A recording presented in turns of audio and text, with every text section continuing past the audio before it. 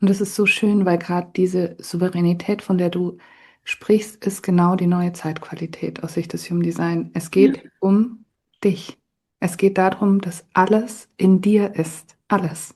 Dass Ja. alles deine Geisteshaltung ist, dass alles auch du in dir erlöst, wenn du Schatten im Außen siehst, sozusagen. Das ist ja auch ein großes Thema. Es geht um die Souveränität in dir. Und vielleicht das Thema Souveränität passt da jetzt sehr gut rein. Wie kann jemand souveräner werden? Durch Fühlen, durch Herzkohärenz. Da hast du zum Beispiel auch als Tipp für diejenigen, du hast eine wunderschöne Meditation auf deinem YouTube-Kanal. Ich kann sie unten verlinken, dann können die Leute da auch mal üben, da reinzukommen. Wie geht denn das überhaupt? Oder sich eine Inspiration uns erstmal anhören, vielleicht auch, um zu merken, aha, das meint sie damit.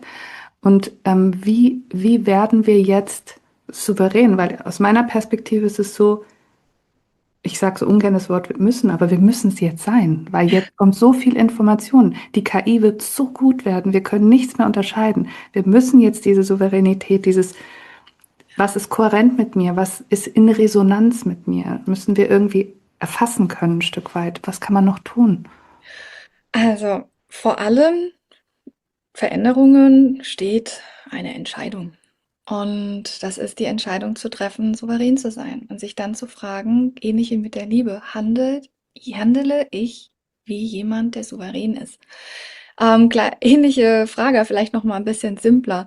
Ein Freund hat zu mir gesagt, du, ich habe Angst, den und den zu verletzen.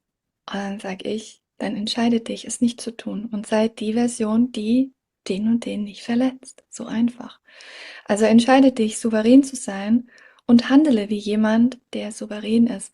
Und wenn du nicht weißt, ob was Souveränität ist oder wie jemand handelt, der souverän ist, dann frage dich, während du etwas tust oder überlegst, etwas zu tun, ist das souverän?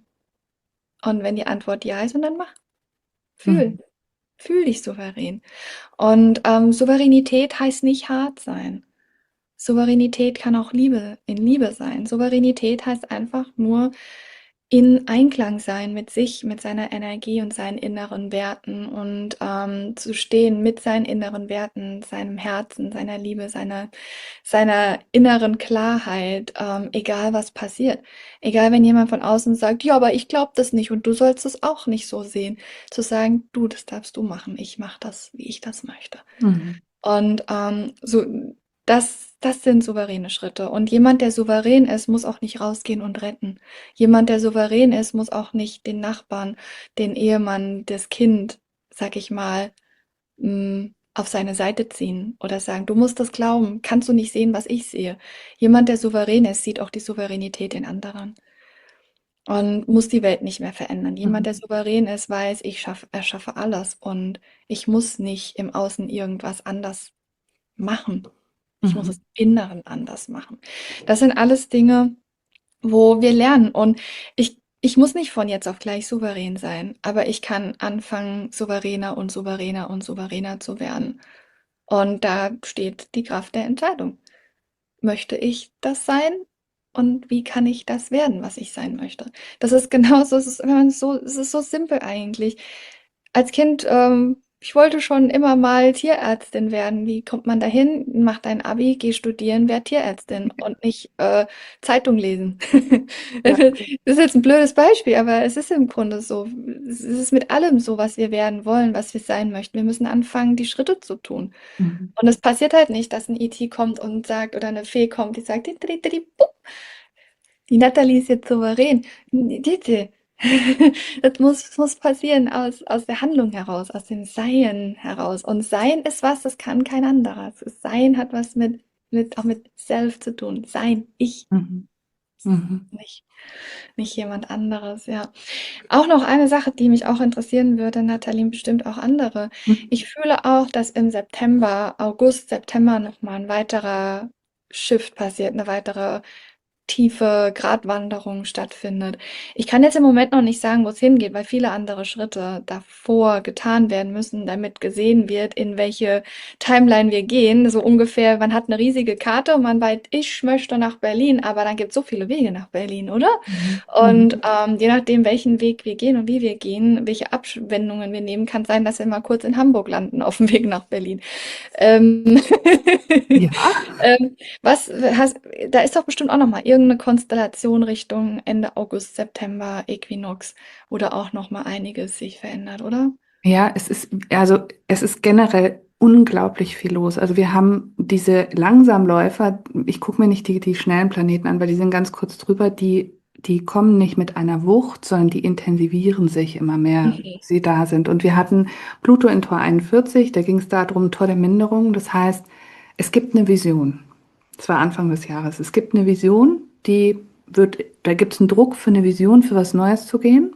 Mhm. Und diese Vision, bevor die erreicht werden kann, mindert die erstmal alles andere, was nicht dazu gehört. Also es kann sein, es gibt jetzt Minderung im Leben. Das Tor heißt Minderung. Und es kann sein, dass wir uns auf dieses eine Ding konzentrieren müssen. Und das entsteht aber erst mit der Zeit. Also spitzt sich immer mehr zu. Und das ist auch nichts, wo man schnell und spontan entscheidet, sondern man fühlt mit der Zeit. Fühlen, immer wieder fühlen, tiefer reinfühlen, fühlt man immer mehr, kristallisiert sich daraus, was genau. Und diese Minderung findet gerade statt. Und da sind wir, und Pluto ist absolut, der bringt eine neue Wahrheit mit. Der bringt was, wirklich, das ist, danach steht kein Steinchen mehr auf dem anderen, sagen wir mal so.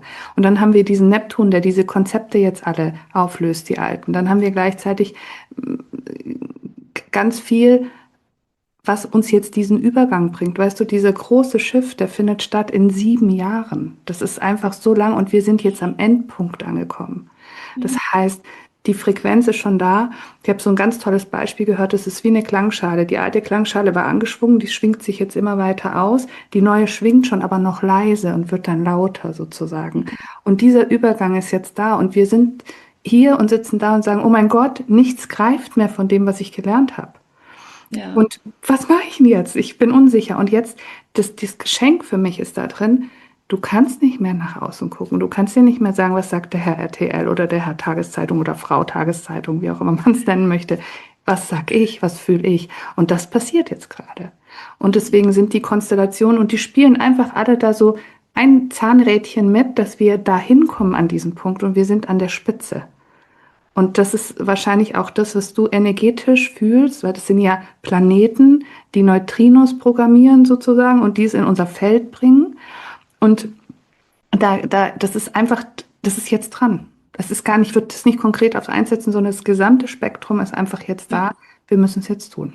Fertig. Ja. Das heißt so, Aufwachen Ja, ist, also ist es nichts, wo wir Angst haben müssen, dass es nicht passiert oder wo wir dran arbeiten müssen, sondern Aufwachen ist schon auf dem Tisch. ja, Und ja, jetzt erfahren sozusagen, wie es sich für uns anfühlt, genau, aufzuwachen. genau. Ja, ich sage Und auch gerne immer so, es ist alles schon kreiert. Wir sind nur auf dem Weg zu erfahren, wie wir es gemacht haben. genau, Ja, also das ist auch schön. Auch schon genau, spannend. Ja. genau. Vielleicht noch eine Frage zum Schluss. Okay. Die würde ich total gern. Für viele ist vielleicht ETs jetzt auch auf meinem Kanal auch ein bisschen was Neues. Wie kann man sich denn jetzt so einen Kontakt vorstellen? Also wenn jetzt, es gibt auf einmal auf der einen Seite die Seite, die gestaged ist, ja, und dann gibt es Ja. aber auch die wahrhaftige Sache. Also es gibt wahrhaftig ETs, die können kommen, die können. Was passiert? Da steht beim Wald und landet da ein UFO und der sagt, hi, ich bin jetzt da. Das, Also, es ist in der Regel extrem fucking unspektakulär. Spektakulär ist es immer nur dann, wenn es spektakulär sein muss. Das heißt, diese ganzen Kontaktgeschichten mit den fliegenden Untertasten, ja, wenn ich eins gelernt habe, dann ist das das Kontakttool für die Erde. Das ist wie ein Taxi, da ist nichts drin. Es sieht nicht fancy aus, kann auch nicht viel, ist nicht viel dran und drin. Das ist denen ihr simples Transportvehikel von A nach B und teilweise innerhalb, also wenn auf ihren Planeten, innerhalb der Planeten. Das ist wie ein Taxi, wie ein Auto. Die wirklich fancy Sachen, die sehen auch fancy aus. Und die sind so fancy, dass sie sich tarnen können, wie simple Sachen. Helikopter, Flugzeug, ganz unauffällig. Ein ET würde in der Regel, wenn er Kontakt aufbaut zu den Menschen, möglichst wenig Tamtam machen, sondern simpel auftreten als das, was er ist. Und die ETs bevorzugen nicht, sag ich mal, die Low-Tech-Version, aka fliegende Untertasse, sondern die würden in der Regel immer ihre High-Tech bevorzugen, so wie Mhm. wir auch gerne das tragen, was gut ist. Wir nehmen ja auch nicht unser Festnetztelefon und telefonieren am Kabel, sag ich mal, durch die ganze Wohnung, sondern wir nehmen das Smartphone, weil es convenient ist, weil es simpel ist, weil es einfach Mhm. ist. Mhm. Und bei den ETs ist das auch so. Das heißt, sie nehmen ihre gewohnte Technik und das ist die, die ihnen das Leben am einfachsten macht und kommen damit. Und die tragen teilweise die Sachen von der Erde, weil sie die ETs, die mit der Erde in Kontakt sind und mit der Erde in Kontakt kommen wollen, die sind Fans von der Erde, von den Menschen. Die tragen Sachen, die wir auch tragen, finden die gut. Die ETs sind sowieso schon unter uns und sowas wie Erstkontakt gibt's für mich nicht. Aber es gibt für mich ETs, die sich zeigen als ETs oder nicht. Aber im Moment zeigen die sich nicht als offizielle ETs. Das heißt, es kann sein, dass wir im Supermarkt oder in der Regel auf dem Farmersmarkt oder sowas, kann sein, dass man einen kreuzt und man merkt's nicht. Weil die sind, wie du und ich, eigentlich völlig unspektakulär. Und die sind mit der Erde in Kontakt und wählen auch nicht aufzufallen. Und wenn Mhm. sie auffallen, dann weil es beabsichtigt ist, dass sie auffallen. Und das ist das Einzige, was ich mir vorstellen kann, wenn es zu positiven Kontakten kommt nach der gestagten Fake-Alien-Invasion, dass dann die ETs auch wirklich so in typical ET Erscheinung vielleicht dann kommen und sagen, okay, hier offizieller Kontakt, ich wollte mich vorstellen, von wie geht's? So. Also es ist alles erfolgt immer, sag ich mal, ihre, alles, was sie machen, hat Sinn und Zweck und Gründe, die sie kennen und die machen in der Regel Sinn, weil sie viel mehr verstehen als der Mensch. Und aber ich weiß, dass sie, wenn sie jetzt in Kontakt sind mit Menschen, sich nicht super ET-mäßig zeigen würden. Das kommt erst dann, wenn man sie kennt. Mhm. Und dann kann es sein. Oder eben gar nicht, dass sie Mhm. ganz normal sich verhalten und sagen, ja, ey, ich bin von den Ja, ja, wer bist denn du? Mhm. So, so wie die sagen, ah, ich komme aus Afrika. Ah, okay, ich bin von den Ja, ja, gut. Ich kann euch nicht sagen, wann das wieso, Mhm. wo, was wird, weil das Szenario hatte ich nicht gesehen. Ich bin zurückgekommen in meine Timeline zu dem Zeitpunkt, wo ich gemerkt habe, ich muss als Botschafter auf die Erde und darüber sprechen, um diese Fake-Alien-Invasion und das negative Outcome zu verhindern. Das positive Outcome, dafür bin ich da. Ich kann es euch nicht sagen, wie es stattfindet. Das ist nur meine Idee, meine Vermutung, meine Konzepte, die ich schaffe aufgrund dessen, wie ich sie kennengelernt habe und wie ich sie einschätzen würde. Aber nehmt das nicht für wahre Münze. Alle Variablen sind offen. Ich weiß nur, was ich nicht will und was es gilt zu verhindern. Aber ich vermute mal von allem, wie ich sie kenne. Ich wurde abgeholt mit einem Militärschiff, das auch entsprechend sehr militärisch ausgesehen hat und sehr hochoffiziell gekleidet und an Bord von dem Schiff wieder inoffiziell wie nur was. Also Mhm. es kann alles möglich sein. Aber ich vermute mal zuallererst offiziell als Extraterrestrische und dann wird es wahrscheinlich auch gelockert werden, dann die Kontakte. Und jetzt in dem Moment halt alles so inoffiziell wie möglich. Also, dass man gar nicht mitbekommt, dass sie überhaupt ETs sind. Und aus meinem Gefühl, also was ich jetzt auch gerade nochmal so fühle im Feld ist, dass viele auch von der Erde also weggegangen sind, gerade die hier stationiert waren, wegen den Unruhen, die gerade stattfinden. Mhm. Also, dass gerade nicht ganz so viel Extraterrestrische auf der Erde sind, um, sag ich mal, Spaß zu haben hier. Mhm. Mhm. Wenn man hier Spaß haben kann. Aber also es fühlt sich, also gerade so im Feld, während ich im Feld lese, sind gerade weniger Step-Downs hier aktiv auf der Erde, weil einfach gerade Hochkrisenzone ist, Mhm. wegen der gestagten Fake-Alien-Invasion. Also scheinbar ist da auch nochmal was, gerade im Busch. Mhm. Einfach mal fühlen, ob das vielleicht so sein könnte, weil ich habe jetzt nicht kontaktiert, sondern einfach nur gefühlt, so, ah, warte mal, okay, ich glaube, es sind gerade weniger da als sonst.